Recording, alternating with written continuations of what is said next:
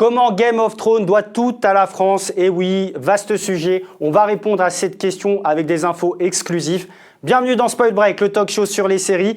Avec nous aujourd'hui une équipe d'experts qui nous fait l'honneur de leur présence, à commencer par Jonathan Ayoun. Salut Jonathan. Salut Yoram. Ça va? Bien. Alors Jonathan qui est réalisateur, auteur également, qui travaille en télé principalement et qui est très classe, vous le voyez avec son magnifique sourire. Il est avec nous. Merci Jonathan. Et Noam qui est ceinture noire de Netflix. Salut Noam. Salut. Ça va? Ça va et toi? Ouais, ravi de te retrouver avec nous pour la saison 2 de Spoil Break. Welcome les copains, si vous nous rejoignez, restez avec nous jusqu'à la fin de l'émission. Vous allez voir des infos, des news incroyables sur le sujet, comment Game of Thrones doit tout à la France. Alors Jonathan, pour répondre à cette question, comment Game of Thrones doit tout à la France, il me semble que tu vas nous parler d'un auteur et d'une histoire française. Je te laisse la parole pour nous dire ce que tu en penses.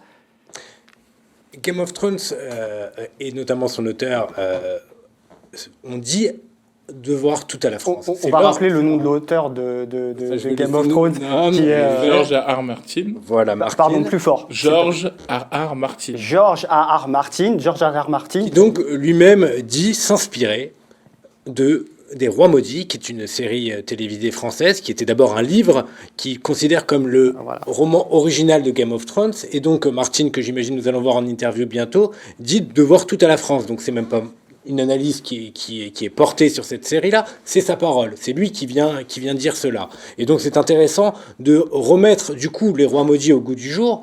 Pourquoi doit-il tout à cette série-là et à ce livre-là? Quelle est l'histoire de ce livre? Et peut-être on en parlera dans un deuxième temps, mais c'est important de savoir que quelque part, la France est pour beaucoup dans le succès de cette série.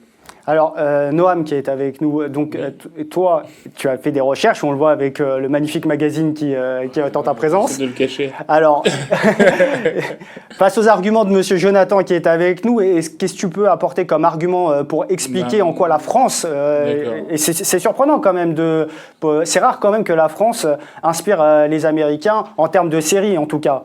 Alors, George R.R. Martin, d'abord, il est passionné d'histoire et il se trouve qu'aux États-Unis, il est passionné de période médiévale. Et il se trouve qu'aux États-Unis, ils n'ont pas d'histoire médiévale, puisque ça a été découvert après et que l'histoire américaine s'est forgée après. Donc en fait, il dit qu'il a été submergé par son premier voyage en Europe, et notamment par l'Angleterre, où il a découvert l'histoire d'Angleterre et donc l'histoire de l'Europe, avec toutes les histoires qui vont avec. D'ailleurs, le roman de Maurice Druon, qui est un roman historique, qui se base sur des bases historiques solides, le premier tome s'appelle Le Roi de Fer. Et voilà, on le voit à l'écran. Quelle synchronisation. On le voit à l'écran, et du coup, en fait, le Roi de Fer, donc c'est l'histoire de Philippe le Bel, donc le roi maudit, le premier roi maudit, on va dire, et de sa descendance. Et du coup, il s'est beaucoup inspiré de cette histoire, notamment dans le dessin d'un des personnages principaux de la saison 1, qui est Robert Baratheon, qui est le roi en place au moment où la série Game of Thrones commence. Et les inspirations ne vont pas s'arrêter là, puisque par exemple, la mort de Philippe le Bel, donc dans le folklore populaire. Alors Philippe le Bel, on le voit. C'est lui Philippe le Bel? Philippe le Bel, c'est le monsieur allongé là sur la vidéo, sur la photo. Belle pose. Voilà. Et en fait, donc Philippe le Bel a fait un accident de chasse qui a impliqué un sanglier, qui est non sans rappeler l'accident de Robert Baratheon dans la saison 1 et avant sa mort. Et du coup, il me semble qu'il y a eu un soupçon de complot dans cette histoire. Alors à ce moment-là, la culture populaire et les rumeurs disent que ça a été un complot, que ça a été organisé parce que Philippe le Bel était un roi très dur et un roi de fer justement, notamment envers la papauté et envers la religion. Et du coup... D'ailleurs, il y a un rapport avec Cersei dans la série Game of Thrones. Il y a un rapport avec Cersei aussi. Alors, ouais, c'est Philippe le Bel encore. Là. Ah non, c'est pas Philippe le Bel, là. Ça ressemble plus à une femme. Si, c'est Philippe le Bel. C'est Philippe le Bel? Oui, c'est Philippe le Bel. Ah, d'accord, bon, déjà une femme. C'est une photo de Philippe le Bel. C'est Philippe. Une photo d'un tableau de Philippe le Bel. Philippe. Voilà. Donc, et à ce moment-là, lui, il est parti en guerre contre la papauté. Donc, il a fait déménager la papauté à Avignon. Il a démantelé aussi l'ordre des Templiers. Et donc, on peut faire le parallèle aussi avec Cersei et la façon dont elle va se débarrasser de la religion qu'elle a introduite à Port-Réal, en se débarrassant du grand moineau, alors de manière plus violente que Philippe le Bel, mais aussi de façon à démanteler aussi son ordre de fanatiques.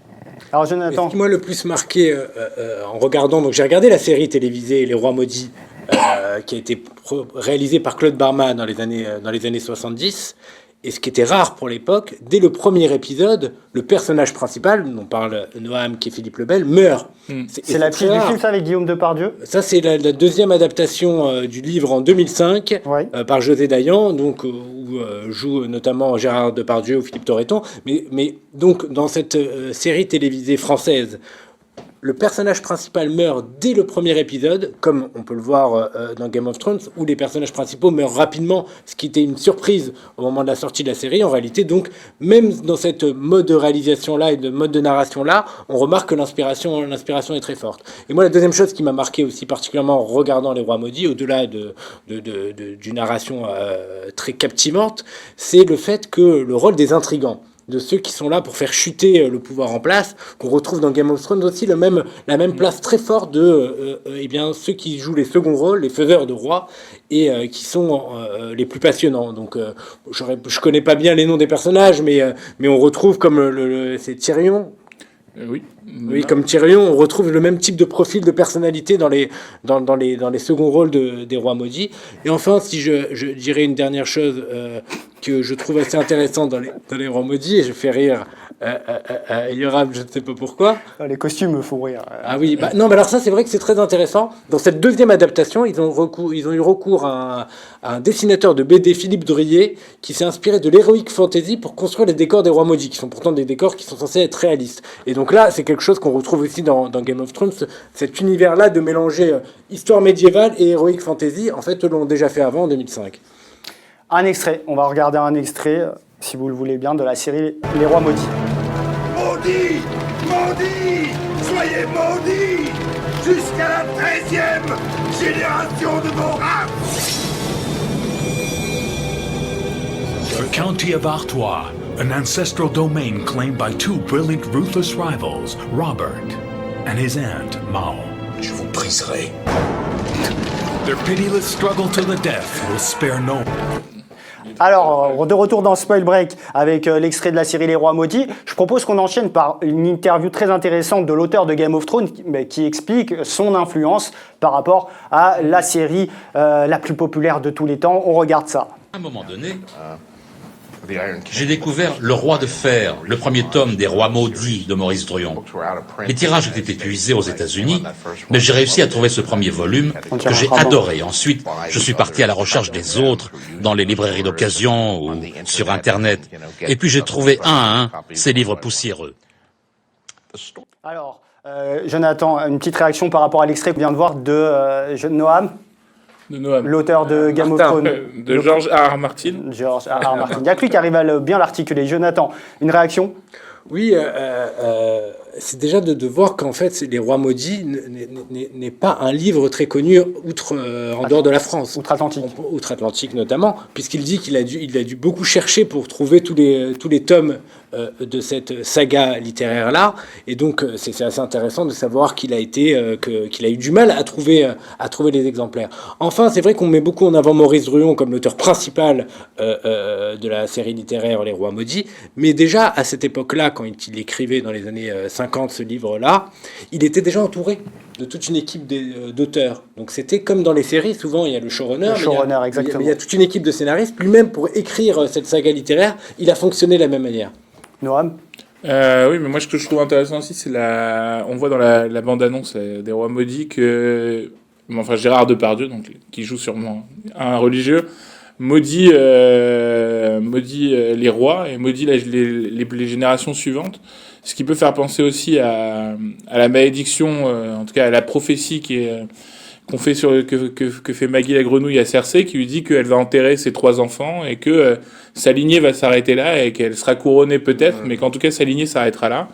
Et du coup, c'est ce qui s'est passé dans l'histoire, puisque finalement, après la mort de Philippe le Bel, ces 3 enfants ont régné sur des courtes durées et sont décédés sans descendance, donc n'ont pas eu d'enfants.